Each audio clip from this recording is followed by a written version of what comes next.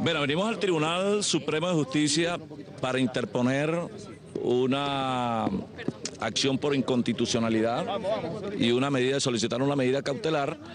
por cuanto la ley orgánica del Consejo Federal de Gobierno, en nuestro criterio, en el criterio de nuestros abogados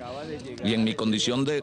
gobernador y de ciudadano, entendemos que dista mucho de lo que establece la Constitución en su artículo 185, que establece como objetivo y finalidad pues un proceso de coordinación, de transferencias de competencias del nivel central del gobierno nacional hacia los municipios y los estados, cosa que no se cumple con la ley del Consejo Federal de Gobierno. Más allá de eso, se vulnera la autonomía de los gobiernos regionales y los gobiernos locales, por cuanto se afecta la hacienda, el presupuesto y la finanza de las alcaldías y las gobernaciones, y por eso nosotros estamos interponiendo hoy esta medida, esta acción de nulidad, una medida que vamos a interponer ante la Sala Constitucional,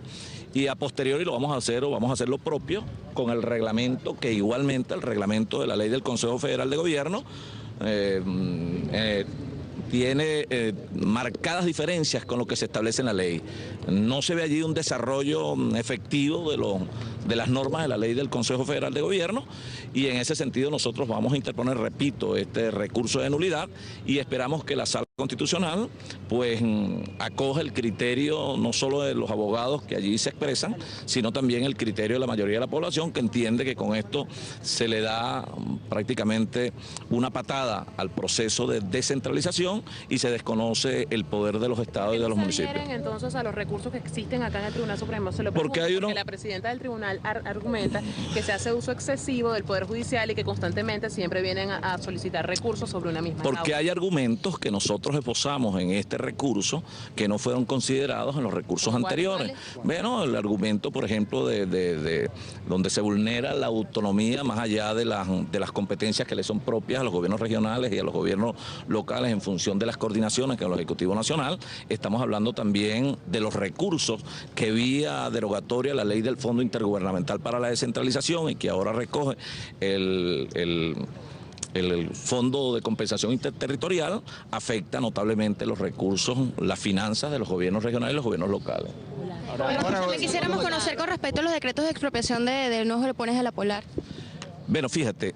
nosotros hemos sostenido la tesis de que es arbitraria la medida que se está tomando